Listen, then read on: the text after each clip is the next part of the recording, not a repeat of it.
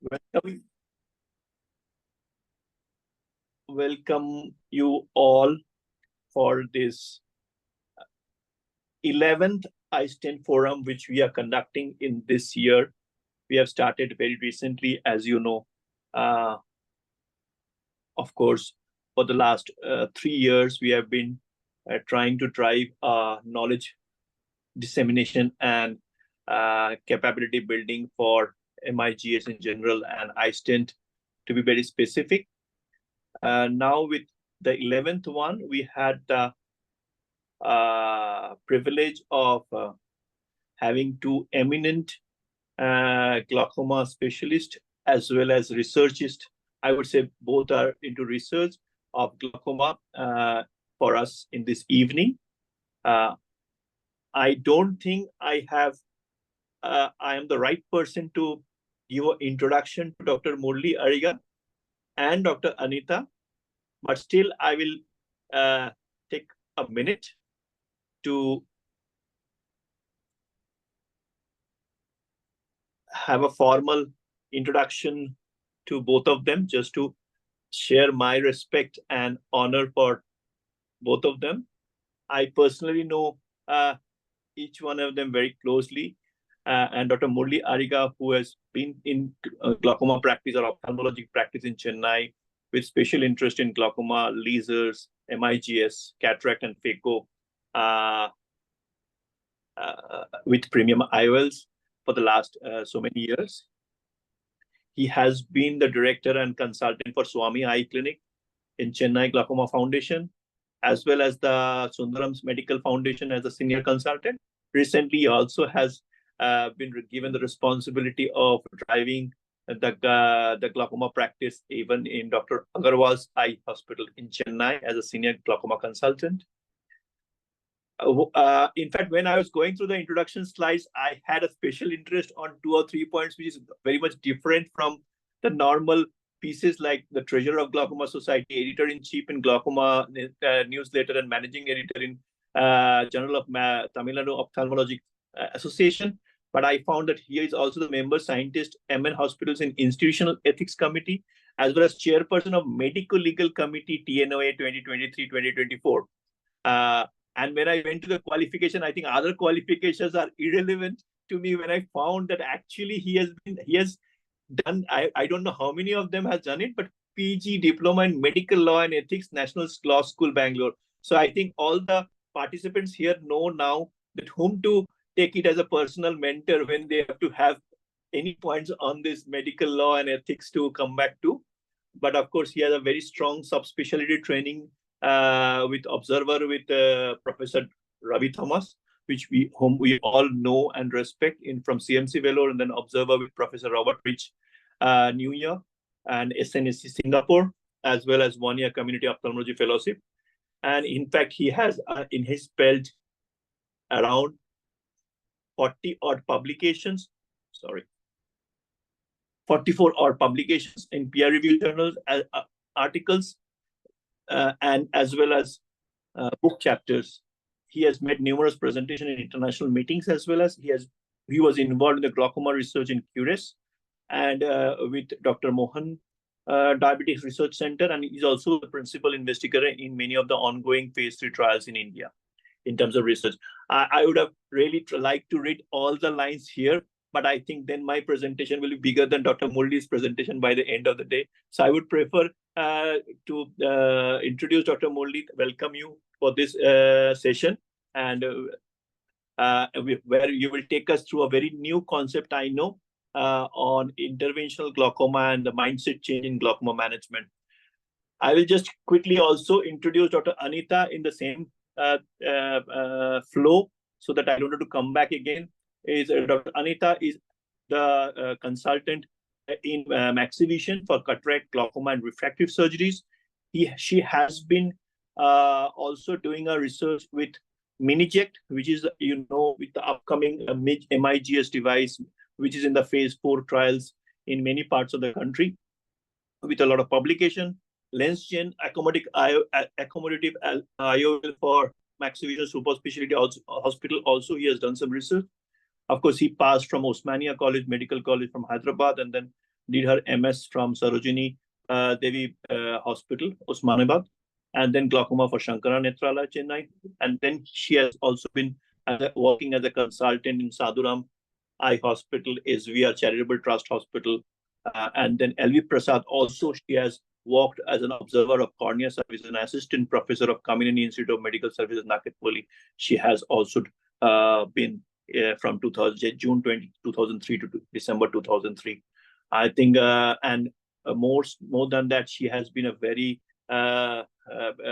strong personality behind the rollout of MIGS in Hyderabad, in Maxivision, with earlier with Miniject, and then now with all the other MIGS coming in. I think she has a very keen interest for this, an excellent hand for mix. With this, I hand it over to, I would rather like to ask Dr. Murali to maybe initiate the session with your newer concept of interventional glaucoma, change in the mindset of glaucoma management. Over to you, Dr. Murali. You are muted, sir.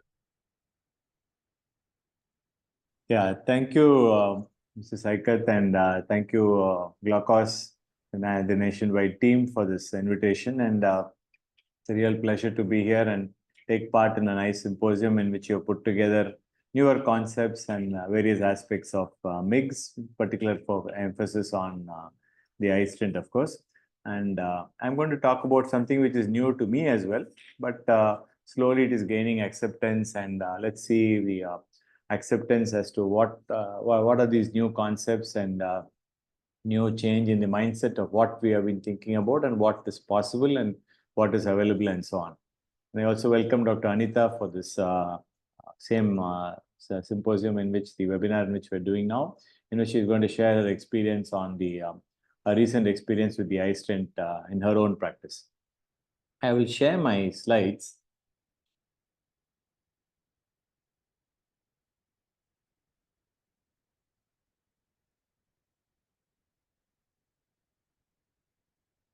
Is it visible now? Are my slides visible? Yes, doctor, it's visible. Yes. Yeah. So early intervention and mindset change in the management of glaucoma. So what's all this about? And everyone is curious to know as to what's new in glaucoma management and what can be done to make the lives of glaucoma patients better. So let me start at the beginning with understanding aging and glaucoma. So that we all know, could I request all of you to mute yourselves so that the intervening sounds do not interrupt the audience understanding what I'm saying. So I request all of you to mute your mics. Glaucoma is a disease of aging, and the aging population, the number, the prevalence of glaucoma, in India as well. You can look at the picture of what's happening worldwide as well as in India. 60+ population, the numbers are increasing, and with increase in the number of population 60+, you're going to have more and more glaucoma, which is obvious. So we are looking at a huge problem in the years to come, and how are we going to handle this and what is actually happening. We look at the very low disease awareness, particularly with glaucoma. We are missing lots of glaucoma, and by the time we pick up something, a significant damage is already done. And sometimes the treatment choice of what is available is governed by the individual practice patterns, and it varies in different parts of the country and different cities, and maybe in rural and other areas. And with no visible benefits of therapy, most people tend to sort of not to adhere to what has been told to them, and the irreversible nature of the disease results in blindness if you don't do proper care. I think we all know as professionals the problems with glaucoma. It's a silent thief of sight. It's prevalent, much more prevalent than we think, but we are missing a lot of it. And those who are diagnosed invariably tend to default on treatment, and a huge percentage of the population remains undiagnosed. So these are some of the big problems which we all face worldwide, and an Indian perspective, and everywhere else we are having similar problems. So what are the treatment options? Suppose we pick up somebody with glaucoma, mild, moderate, or severe. So the general standard paradigm has been to start off with medication. We start off with maybe a prostaglandin or a beta blocker, add one drug, and maybe start adding other drugs as in combinations and so on, depending on the glaucoma severity and target pressure. Then of course, we have in a few centers, we also have what is called as a laser trabeculoplasty. We didn't offer it to everyone in the past. And once the glaucoma becomes uncontrolled or moderate to severe, and despite medication is not working well, it continues to progress, we offer trabeculectomy. And then tube shunts are the last resort as far as glaucoma management, which we reserve it for the end stage refractory glaucoma when nothing else seems to work. This has been the standard treatment modality in most of our practice backgrounds. We all know the problems with medical management, and more than half of our patients don't stick or adhere to the prescribed regimen. And many of them have ocular surface disorders because of their age and other things. And also some of these medications like beta blockers and even other medications like brinzolamide, brimonidine, dorzolamide, all of them have ocular as well as systemic side effects. And using multiple drops, using multiple bottles, and definitely affects their quality of life. And the dependence on other people to put in their drops, forgetfulness, other comorbid illnesses, all this complicates the problem in which most people tend to default on treatment. And of course, lastly, if you don't take the drops in the correct dosage, in the correct number of times per day, on a regular basis, there will be fluctuations in IOP, and the fluctuations are not, suppose you don't deal with the fluctuation in a uniform way in which IOP control is 24/7. And this also leads to progression. We all very well know that fluctuation is a problem, especially with medication. And if not used properly or adherence is a problem, you're going to have progression. So what about surgical management? We had trabs and tubes. We still have trabs and tubes. The IOP seems to be more stable with surgical management, probably less visual field loss and less of issues with compliance, provided the surgery and the tubes work well, and less problems with the ocular surface and a better quality of life maybe with intervening in a surgical sense whenever you have the opportunity. No surgical options are available for early glaucoma in the past. We would start with medication for mild and moderate glaucoma. We would wait and see if the drops don't work or drops are ineffective and starts worsening. Then we would go in for trabeculectomy and refractive surgery, refractive glaucoma. We would go in for glaucoma drainage devices. So in mild and moderate glaucoma, till recently, we only were offering medication. The new paradigm in our and addition to our current armamentarium is the addition of SLT and minimally invasive glaucoma surgery. They're all relatively newer, maybe in the past, I would say past decade, it has been available to us. Maybe in the past few years, it has become increasingly come to the forefront, and we're all now offering it in an increasingly what we call as more patients than we were doing in the past. And we would probably offer this more to the mild, early, and moderate glaucomas than we were doing it so in the past, where we were almost always offering medication. And of course, we still reserve trabeculectomy and glaucoma drainage devices for the more severe glaucomas. So why should we intervene early? How should we intervene early? And what are the options we have? So, and the goals of early intervention are obviously to prevent needless blindness, to improve the quality of life, and to make it cost effective for the patient, and hope that these kind of treatments are available across the width and span of our country. So the current paradigm has been to add a medication, start a medication, add a medication, maybe offer SLT somewhere in between, and nothing else works or things get worse, you offer filtration surgery and re-surgery and so on.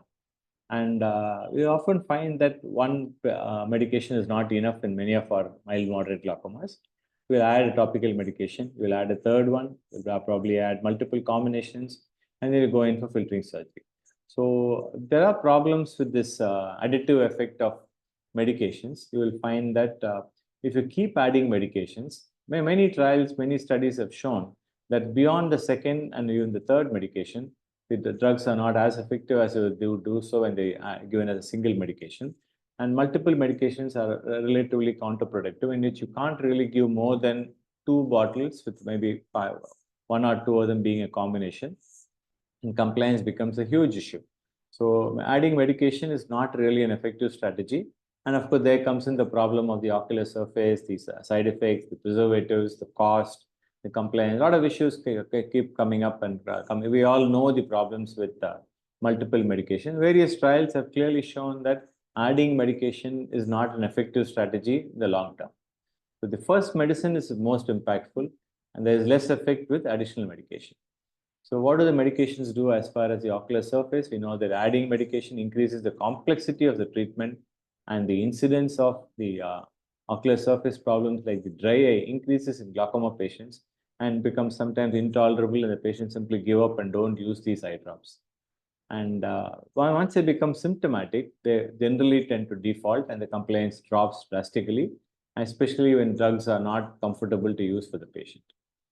So the impact of medication on the ocular surface causes reduced compliance and adherence, lower success rates for future filtering surgery because the ocular surface is altered. It causes more fibrosis and reduces the success of subsequent surgeries, and of course, definitely reduces the quality of life. So why is a change needed? Because besides the quality of life, there are certain issues we have to keep in mind, significant issues. Of course, the compliance and adherence is what I told you earlier. The second is about the fluctuation in which the IOP control has to be maintained 24/7. And of course, we all know that there are changes in the trabecular meshwork and outflow passages, pathways leading to irreversible damage. So we have to control the IOP, prevent disease progression, and consider methods to improve the quality of the patient's life. So how do we do that? We have to have some method in which you have IOP control throughout the 24 hours, 24/7. And what will happen is if you have some method in which the IOP control is throughout the day rather than each time the patient applies the drops, you have the option of doing an SLT. You also have the option of intervening surgically. These seem to actually control the fluctuations far better than medication alone.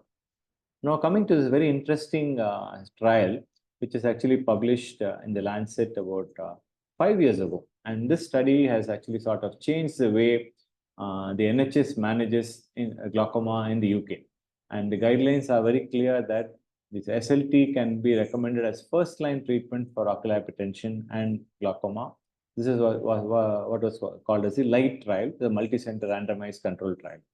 And then the 6-year results, this is the Academy's ophthalmology publication more recently, the 6-year results of primary SLT versus eye drops for the treatment of glaucoma and ocular hypertension.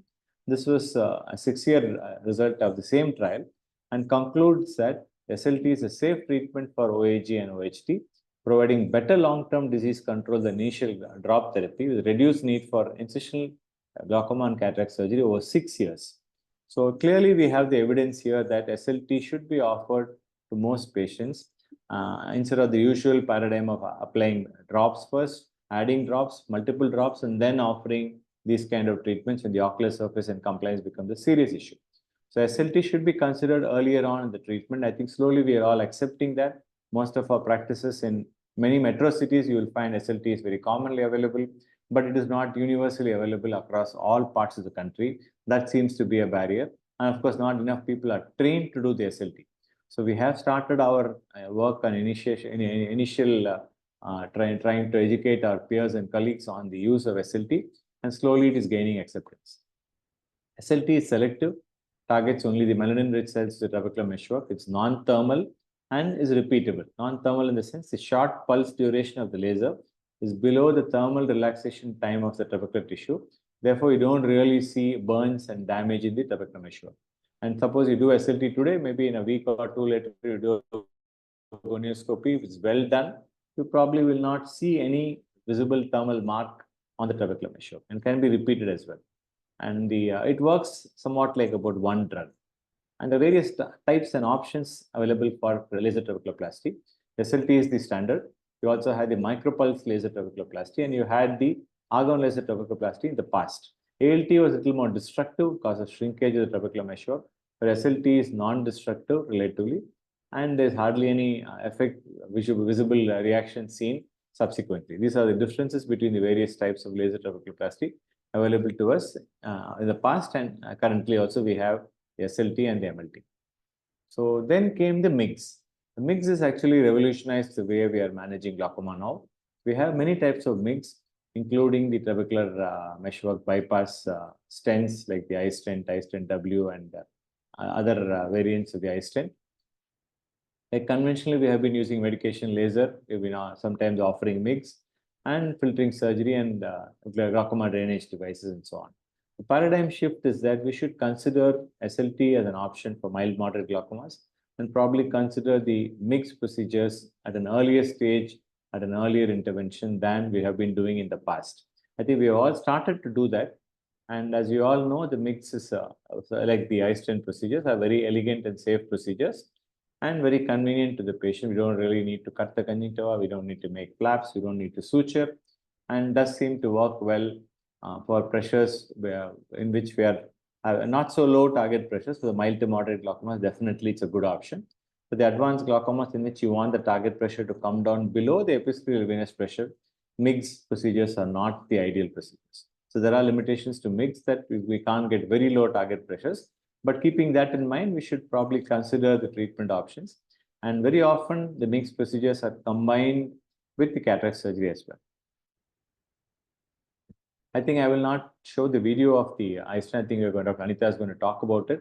The iStent in particular is the Inject was designed to deliver an optimized access to multiple collector channels along the outer wall of the Stem's canal without relying on extreme dilatation or scaffolding. It's usually done in the nasal quadrant, and the arcs of flow can span about 5 to 6 clock hours and re-establish flow on previously dormant outflow channels.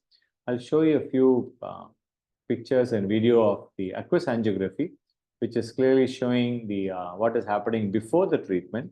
And if you see after the MIGS procedure, you see the clear change in the aqueous angiography, which is showing much better outflow in the nasal channels after the intervention. So this is clearly indicating that there is a change in the aqueous outflow by bypassing the block in the trabecular meshwork. And the trabecular meshwork has several important functions and has shown to be a mechanical pump and actually shunts aqueous into the Slem's canal. And the meshwork cells are phagocytic, and removing the blood aqueous barrier can contribute to the pathophysiology of inflammatory ocular diseases. So trabecular meshwork is a very important part of the anatomy. So in mild to moderate glaucoma, what actually are we doing? We want in the initial target pressure for a mild glaucoma, we could probably keep it less than 18. But for the moderate glaucomas, you could probably aim for a little lesser pressure, so between 12 to 15, 12 to 16. And for severe glaucomas, we would like it to be as low as 10 to 12. So the lesser the number of drops and halting the disease progression is the main aim of our treatment. So we have studies which have shown that these kind of devices can be done as standalone procedures, can also be combined with cataract surgery. And increasingly, we are now considering the use of the MIGS procedures in phakic eyes and as standalone procedures rather than just combining with cataract surgery as has been done till the very recent past. The quality of life improvement is significant. You will find the ocular surface metrics like breakup time, OSDI, and the staining and the hyperemia scores. All of them are definitely better with procedures which do not cut the conjunctiva, which do not make flaps, in which you're not suturing. So MIGS definitely is better as far as the ocular surface and the quality of life is concerned. And the need for medication definitely reduces significantly with the iStent and the iStent Inject and other kinds of MIGS procedures. And you also find that if you're going to do a cataract surgery in which you're doing a toric lens or you're doing EDOF lenses or even some other kind of lenses in which you're offering a better quality of life for even intermediate vision and reading like EDOF lenses, you will find that the MIGS procedures definitely help because there is no postoperative refractive suppressive. You're not doing cutting, you're not doing any stitching. So therefore, the refractive neutrality is there after a MIGS procedure, especially when combined with cataract surgery. Endothelial cell loss is a concern with some of the devices like the Hydrus and the CyPass. They have been withdrawn. The CyPass has been withdrawn. The Hydrus is still available. And the iStent, you will find that published data clearly shows that the endothelial loss is not very high as far as comparing it with phaco and non-phaco. There's very minimal difference with the use of these stents. So the take-home message here, we need to intervene early. We need to change the paradigm of reducing or eliminating eye drops in the patient's treatment regimen. And we need to do something to halt the progression of the disease, stop it from getting worse, And you will find that offer these kind of treatments like paradigm shift in treatment such as SLT and MIGS earlier on in the disease, and spare the rest of the trabecular meshwork for future interventions like maybe even a GAD procedure, goniectomies, and then of course trabeculectomy and tube drainage devices, rather than offering trabeculectomy initially itself. So be proactive rather than be reactive. Do not wait for progression. An early procedural intervention, and question the conventional glaucoma patient journey, re-examine it. No longer use multiple medications, increase it to 5, 6 kinds of medications. The future treatment algorithms may actually see medications being used as a supplement or a bridge therapy for procedural intervention. So here's the new paradigm. The conventional has been medication, additional medication, and I think I already mentioned this. The newer paradigm could be SLT, drug delivery systems like drugs being delivered into the eye implants, so people do not need to apply drops. You have the MIGS and multiple MIGS procedures, additional MIGS procedures like MIGS plus and so on. And of course, keep the filtration surgery and glaucoma drainage devices as a last resort. I thank you all for your attention.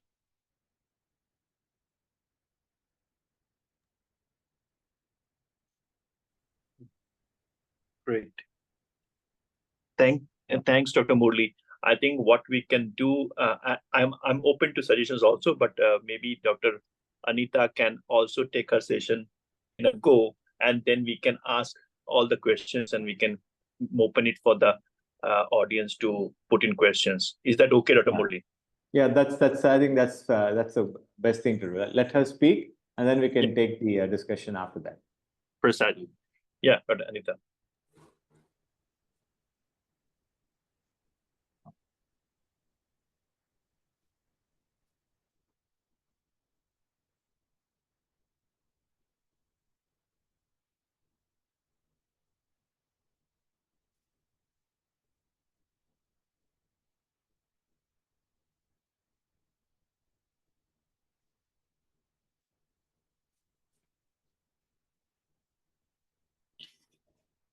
Are my can you see my slides?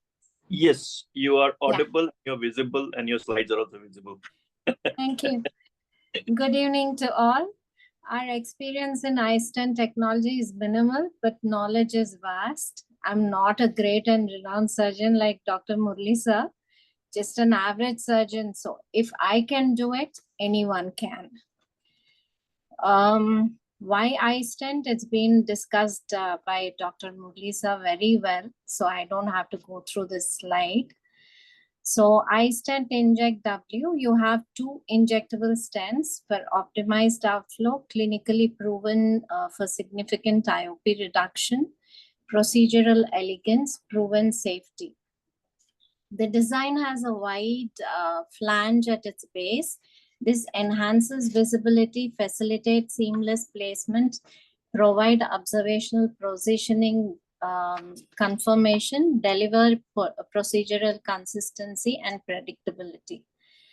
It comes in a 23 gauge injector with a tri-bevel trocar and multiple viewing windows, ensures maximum visibility so that the stents are delivered with maximum precision and minimal trauma to the surrounding tissue.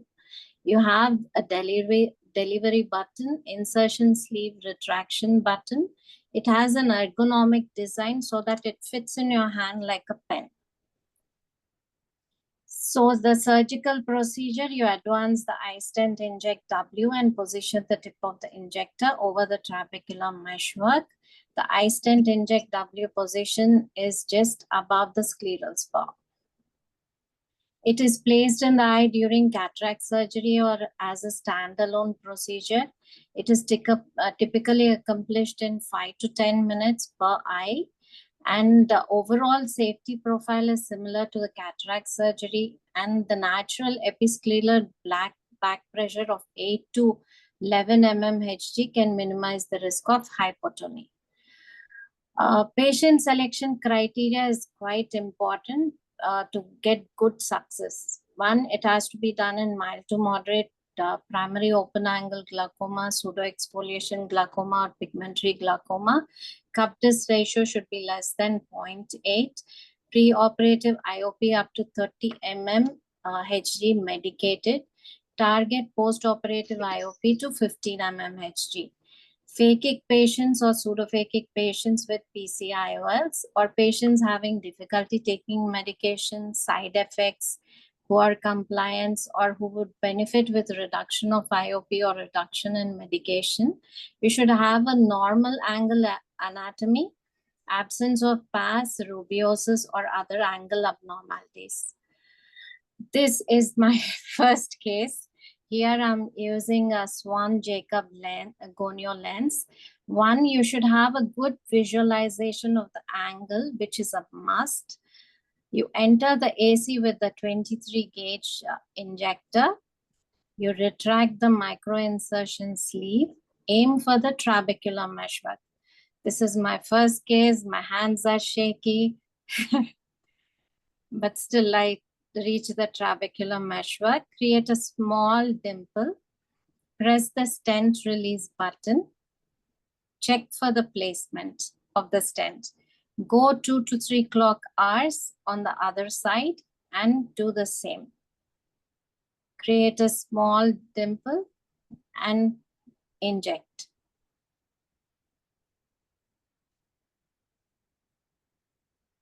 Once you have finished, always inject Helon, check how they're placed. This is my second case. Here I'm using TVG gonio lens. I've tried all the gonio lenses. Good visualization of the angle is again a must. Here we are entering the AC with the injector.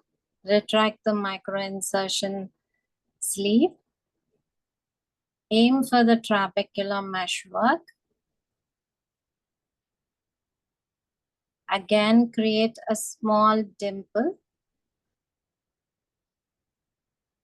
Press the stent release button. Check for the placement of the lens. Go 2 to 3 clock hours on the other side. And you do the same. This is an unedited video. This almost took me, I would say, 2 minutes. And again, you always check the implants, how they are.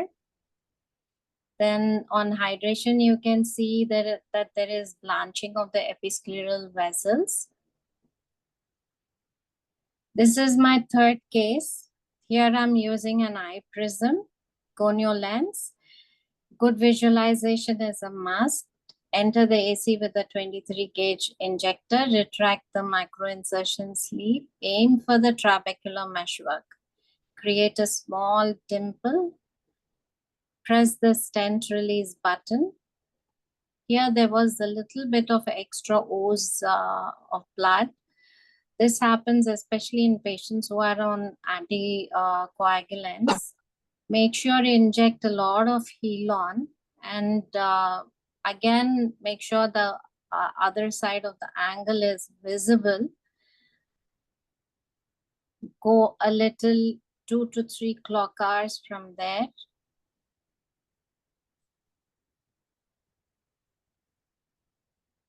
Create a small dimple.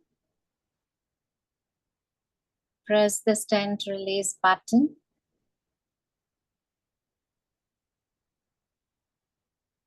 Always check, tap on the stent to make sure that they are well placed. So these are my first 3 cases. Coming to the global experience, there are a lot of studies. One is Richard Lindstrom study. This is glauco-sponsored prospective multi-surgeon trial reporting 4-year outcomes. It's an iStent Inject standalone in open angle glaucoma on 1 medication. 57 eyes were enrolled. Key outcomes were 95% had IOP less than 18 mm Hg, 82% with IOP less than 15 mmHg. It has an excellent safety profile. Only one eye underwent secondary glaucoma surgery. 46% had IOP, 46% IOP reduction was seen.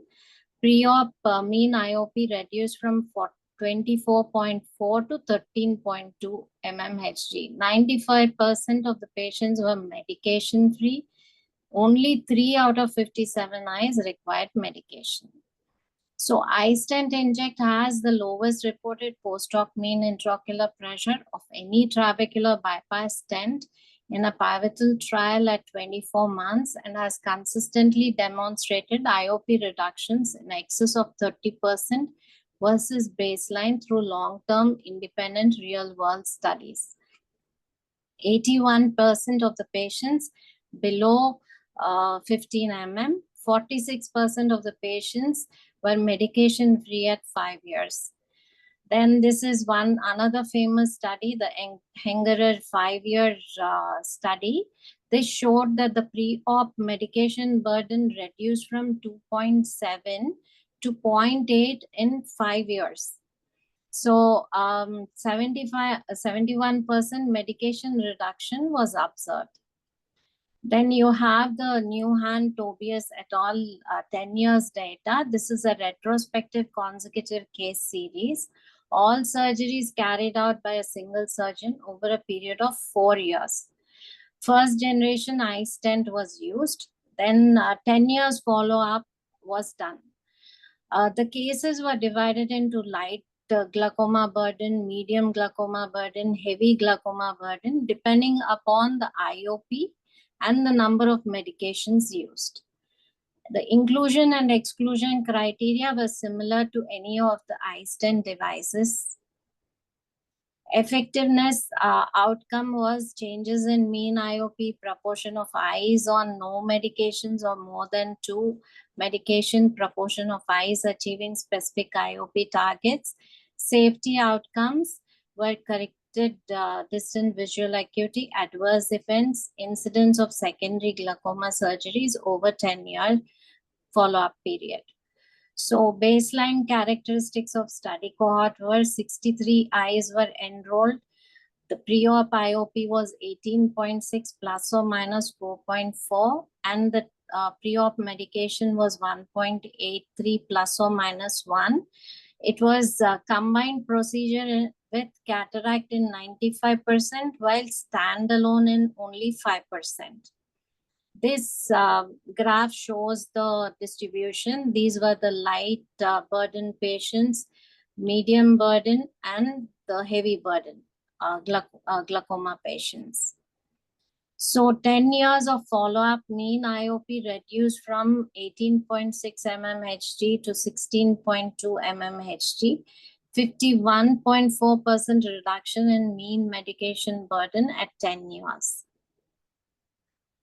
Mean corrected distant visual acuity improved after surgery, basically because it was combined in 95% of the cases with cataract, but was maintained through 10 years post-operative. No hypotonous maculopathy, retinal detachment, endophthalmitis, or choroidal hemorrhage. Secondary surgical interventions were: 1 patient underwent deep sclerectomy, 3 cytophotocoagulation, 2 underwent additional stents, and 1 Xen implant. Then we have the other systematic review and meta-analysis by Kevin Gilman. After a systematic research, 16 articles were included. Low threshold for exclusion of trials with missing data. Inclusion of 1,154 eyes. The weighted mean follow-up was 37.9 months. That was ranging from 12 to 60 months. The weighted mean IOP reduction was from 19.2 to 14.2 mmHg, which was about 26.3%. One more they observed was visual field mean deviation progression following implantation of iStent technologies, compared it with the rate of progression with OHT, and glaucoma. They found that it was very less when compared to the other two. So essence of MIGS is it's minimally traumatic, favorable safety profile, and here you use only 98% of the trabecular meshwork is left intact. The only MIGS device to demonstrate endothelial safety similar to cataract surgery alone over 5 years. iStent Inject demonstrated an overall high safety profile similar to the cataract surgery, very low rates of post-operative PAS, hyphema, and no significant endothelial cell loss.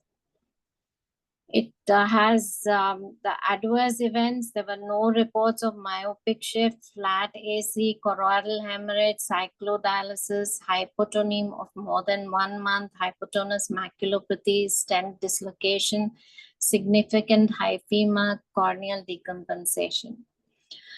I wouldn't have believed the outcomes of the studies if not for my own experience. I did only 5 cases. The average age is 72.1. The preoperative washed out IOP was 28. Preoperative medications were 2.8. Most of the surgeries were uneventful. Only 1 patient had more bleeding.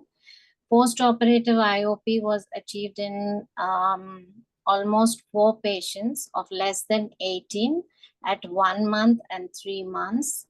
1 patient had to be started on 1 medication for IOP less than 18. So iStent Inject W can be conducted safely with your cataract surgery. It's an elegant procedure with excellent safety profile, reduce IOP and drop reduction, improve compliance and quality of life, beneficial for mild to moderate patients. Studies shown disease stability over 5 years period.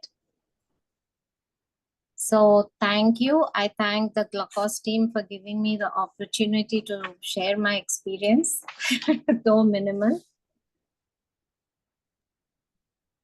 Thank you. Thank you, Dr. Thank Anita. you. Yeah.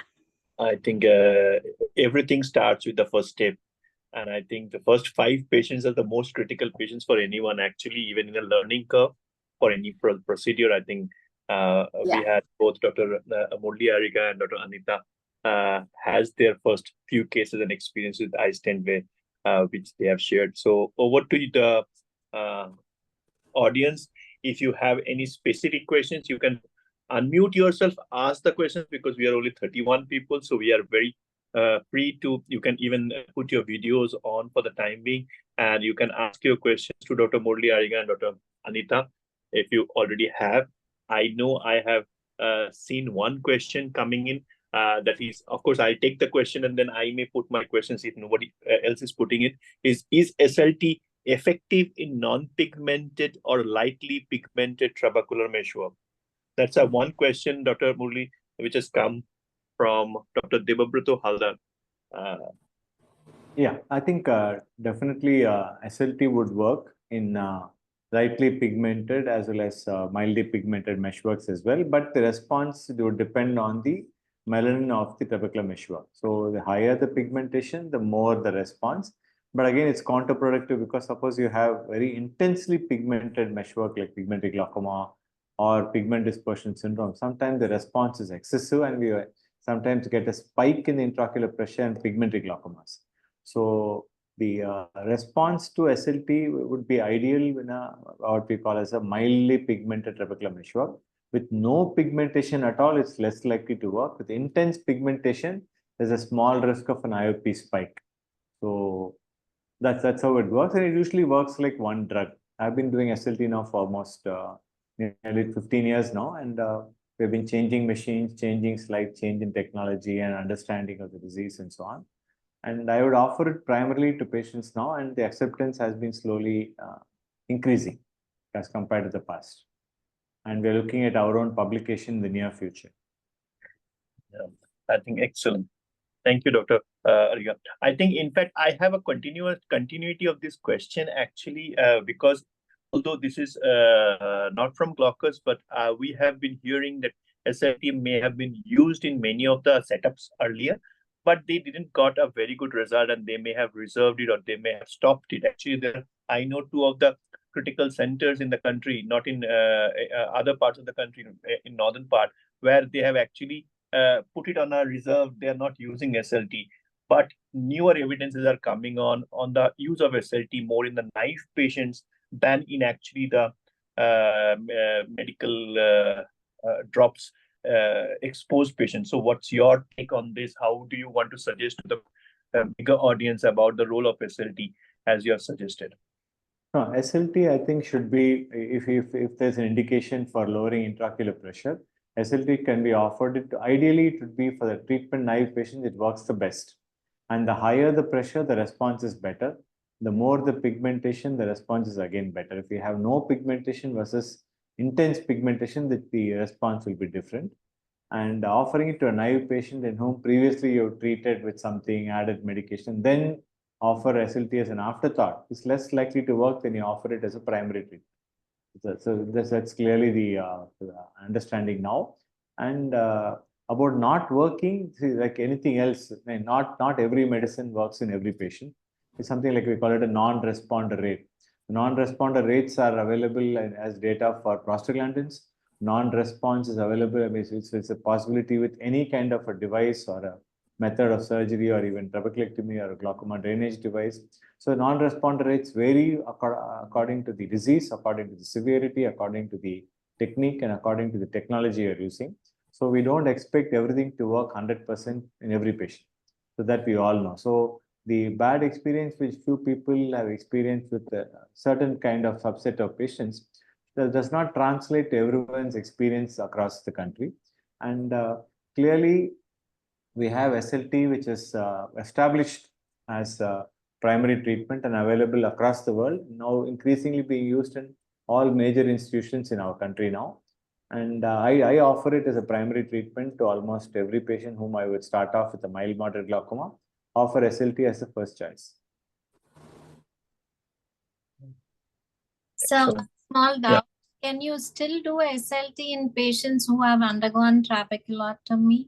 Absolutely, why not? Whichever area the meshwork. In fact, I do it for angle closure glaucoma patients as well. After a ACPA, if you're able to see the trabecular meshwork, the results with angle closure is actually a little better in my hands as compared to even open angle glaucoma. So we offer it to angle closure glaucoma patients as well. You can do it post-trab. You can do it as far as the trabecular meshwork is visible. Any visible areas of meshwork we're able to see clearly, you can actually do the SLT.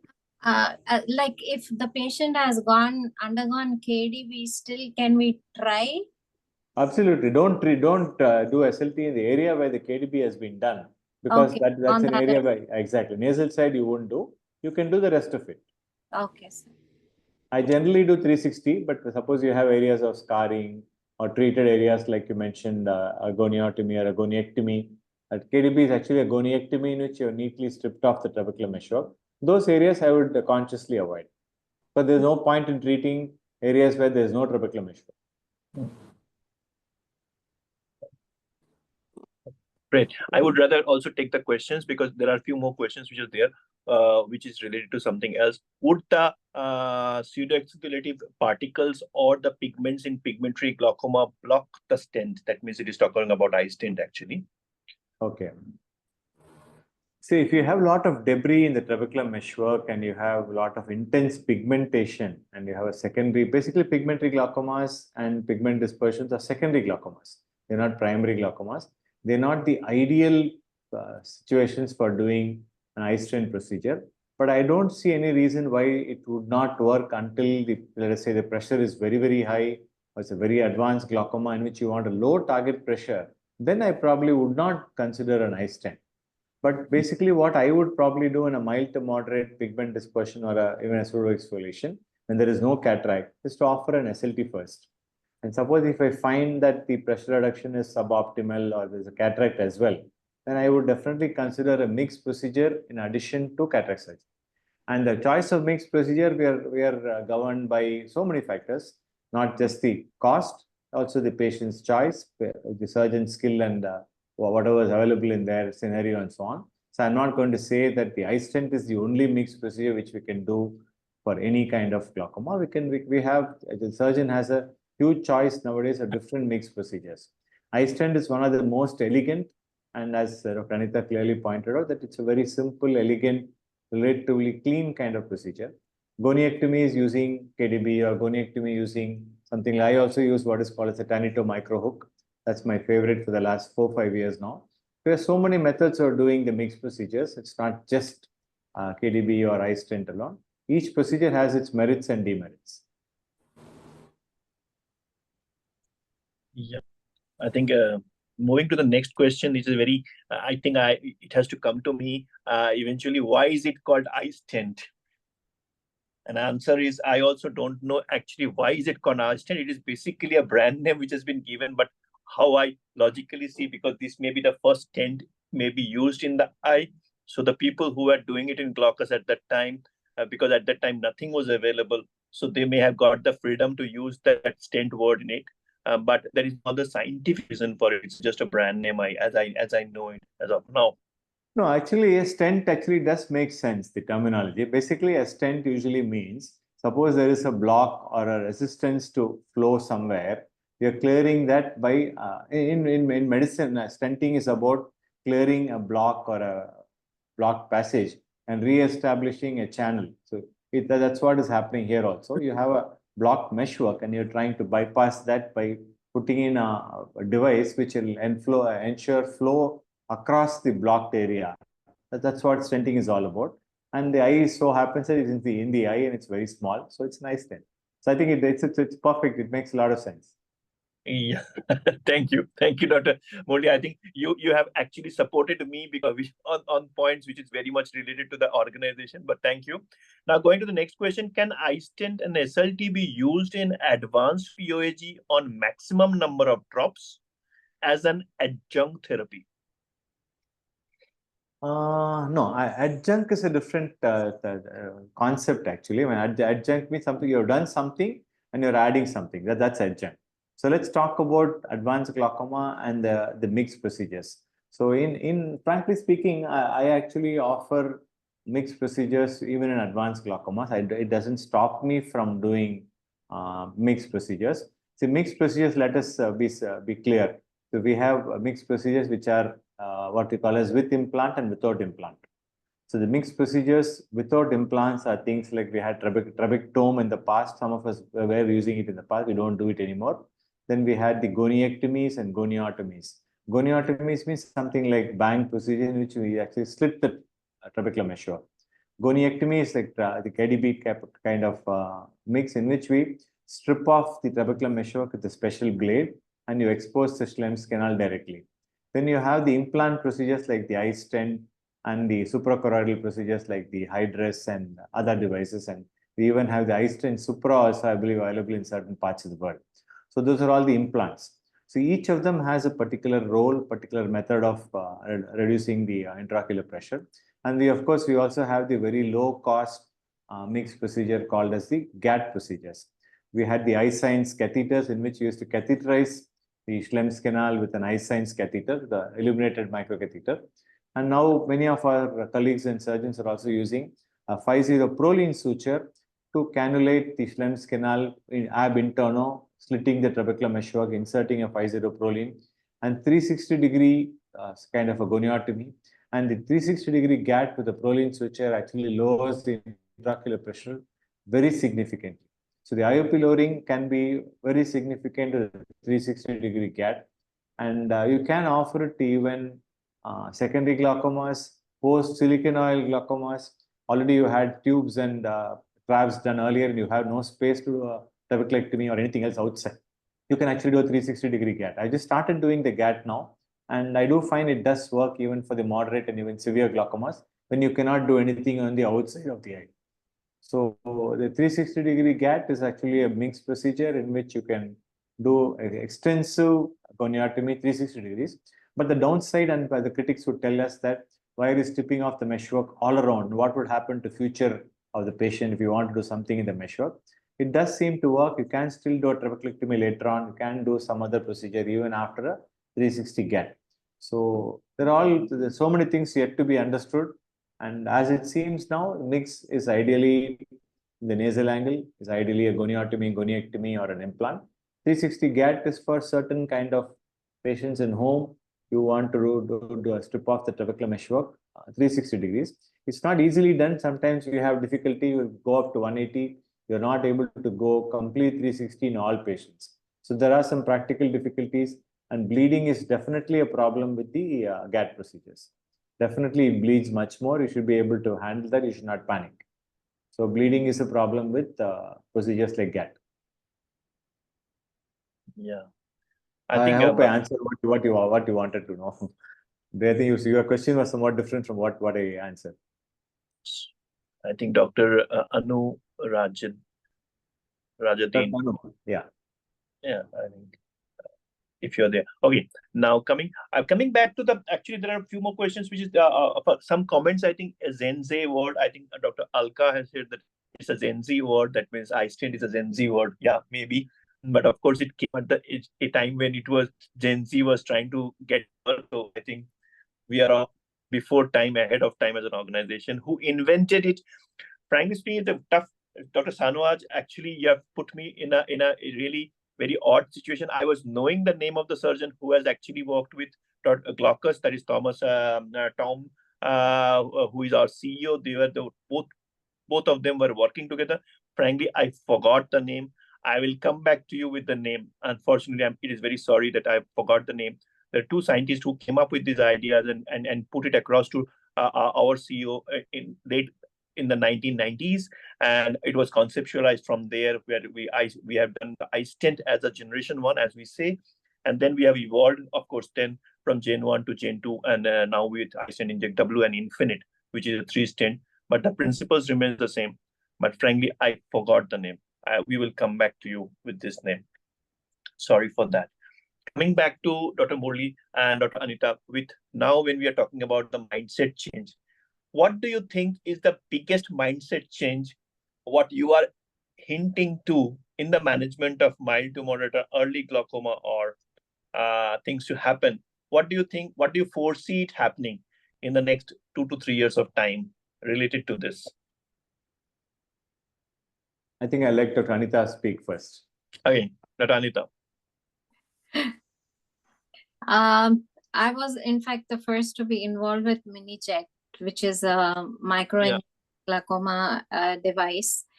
And I think my mindset was go micro. I really hated traps because of the complications it would come up with. So I always wanted some alternative treatment to provide to the patient, even before, the patient would progress to that. I think micro incision is the word, even in heart, in orthopedics, in gastro, everywhere micro incision has come. I think in phaco, we have come up with micro incision. I think in retina also. So glaucoma was the last to pick up the word in this. I know, it's available. I work in a general hospital. So we have minimally invasive spine surgery, minimally invasive gynec surgery, minimally invasive urology. It's all over the place. So the minimally invasive has caught on to all specialties, and we are probably the last. And we are probably the smallest. We are probably the smallest in terms of size. So I told one of my colleagues that we are doing the world's smallest implant. So I think we are all aware that the 360-degree implant is the world's smallest implant. So, which is put into the human body. 360 micron, yeah. I think I think MIGS, there's a lot of interest in MIGS now. I think, like Dr. Anita pointed out, we all, the number of trabeculectomies has definitely come down. I do for most of the mild and moderates. I know boldly and confidently offer cataract with MIGS procedures, and MIGS, almost every theater day, I have at least 1 or 2 MIGS procedures in almost every list. So there's not a single day in which I don't do a MIGS procedure. And it's increasingly the acceptance, the results, and the experience will definitely grow, and understanding and knowing whom to offer which one and how it's going to work. And we have fallback procedures, and we have alternatives and so on. So I think it's a very wide horizon, and we're looking at a very good future of what we can do best for our patients. And there is definitely a paradigm shift from the conventional medication and the ocular surface issues and the problems with TRAB, and we're now moving towards MIGS increasingly in at least 1/3 to half of our patients. We can't offer MIGS across the board to all glaucoma patients. We will have to see where it fits in best and do the best in the best interest of the patient.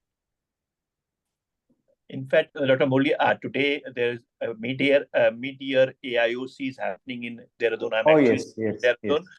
There was all the live surgeries around cataract, cornea, and everything. But for the last few years, I think for a few months, I think MIGS has got a very good space even in a cataract symposium, just because it is done in a very smaller amount of time, which Dr. Sushma Tejwani said. She did live surgery on iStent in the platform, and all the cataract people were sitting there, and I have heard that most of the cataract people are saying that what is it, how is it interesting, how they can implement it in their hospitals. May not be they will be doing it, but can they adopt it as a priority in their setups? So they are also interviewing people when they're adding up glaucoma specialists in this fraternity. Are you able to add up MIGS into your armamentum of glaucoma management? Which is I think is a paradigm shift, a mindset change which is happening with them. But from your presentation, I picked up one line which was very interesting when you said drops will be an adjunct therapy for the other or additional therapy with the other modes of management, starting from SLT to drug delivery to MIGS and then to TRABs. Absolutely. This is something which is totally, I think, changing the whole scenario in glaucoma management. Absolutely. So, for example, you do SLT for somebody and you find the pressure is a reduction is, so usually I would have given 3 drugs and I find SLT works like 1 drug. I'll probably add 1 more drug after the SLT, or that's one thing we could do. Second is you have done a MIGS procedure in which you find the pressure is suboptimum. You can probably add a medication and keep the patient going on 1 medication as compared to multiple medication. The MIGS could have been working to the extent to which 1 or 2 medications already would have worked. So I think medication is sort of supplementing, or maybe like you mentioned, adjunct to primary procedure like SLT or even a MIGS procedure. So even today I saw a patient, a glaucoma patient, an elderly gentleman who was a pediatrician. Actually, he underwent a MIGS procedure after the cataract surgery, which was done much earlier, and slowly he has developed advanced glaucoma. He did not want to undergo a suture glaucoma surgery and underwent a MIGS procedure. The MIGS procedure reduced the intraocular pressure, but the pressure remained about, say, 20, 22, and so on. So now he's on 1 medication. Otherwise, he would have probably been on 3 or even 4 medications. So that's what I meant by medication being supplementing things like SLT and MIGS procedures. Yeah, great. And you also said that with the number of medication going up, the adherence goes down. So if it is 1 medication, still the adherence will be there with the therapy. But if it is not on 3 or 4, the complexities and of management goes better. And definitely. Yes. And overall, we are managing the visual field. At the end of the day, what we want, what is our target is manage the visual field loss for a bigger amount of time, so that they can die with a functioning eye. That's the objective of, I think, of all glaucoma management. We cannot reverse it, but we can make the things happen. So I think that's great. Thank you. If anybody has any questions, because it is 9:35, thank you for being there on a Friday evening for quite late, and all of them were almost there till the end. If you don't have any question, I will take this opportunity to thanks Sutane, Sangeeta, I think the Glaucus team to really work hard with Dr. Anita and Dr. Murali Ariga to really take out time from their busy schedule and really organize this whole teaching thing. So I would love to thank Dr. Murali Ariga to take this time out and Dr. Anita to take this time out. Only one question came out, Dr. Ariga, post-cataract surgery, have you implanted an iStent? Sorry, I just have to close this with this question maybe, but. You mean to say during the cataract surgery or? The post-cataract surgery. So you have done cataract surgery and then have you implanted iStent? I think Sanaj, can you just open up and explain the question? Exactly what I meant was that after cataract surgery, maybe after some time, maybe 2 years, 3 years, 5 years later, you might have experienced somebody with a high IOP and you wanted, and the suggestion was that why don't you go in for an iStent? Just wanted to know whether you've experienced anything like that. No, most of the iStents, I have started doing iStent maybe in the last year or so, and most of my iStents have been along with the cataract surgery. But the occasional patient, I would consider that I don't see any reason why we should not do an iStent. Suppose the IOL, I mean, the IOL has been done 5 years ago, 6 years ago, and patient is not, say, the optimal or not the ideal indication for a trabeculectomy. You want to do a mixed procedure. An iStent can be done very well. So, and I don't see any reason why you should not do an iStent. It's iStent or not any that mixed way. procedure. It's a mixed idea actually. Like one has undergone a cataract surgery, and then you don't want to open up the globe the second time.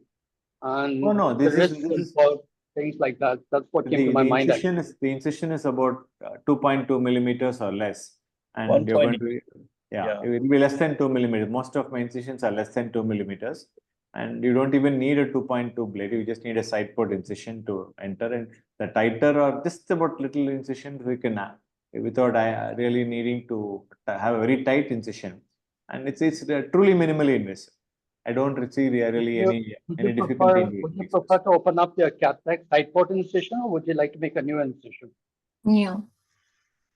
No, it'll be definitely as a temporal incision, temporal incision, and the cataract could have been done. It would have been SACS, could have been a phaco anywhere else, and you can make a new incision. What I meant was that the incision site, is it the same as you had done during the cataract surgery, maybe the previous surgeon or your surgery, or would you like to open up a new site for implanting? If you have done, if the cataract surgery was done much earlier in the past, it would have healed by now. You obviously Yes. you can can't make up even. the scarring over there. You can make up the scars so you can understand that where the side port was at one time. Ideally, you should make a new incision. A new incision is definitely definitely better because it will seal better. Through a scar, it's less likely to seal well.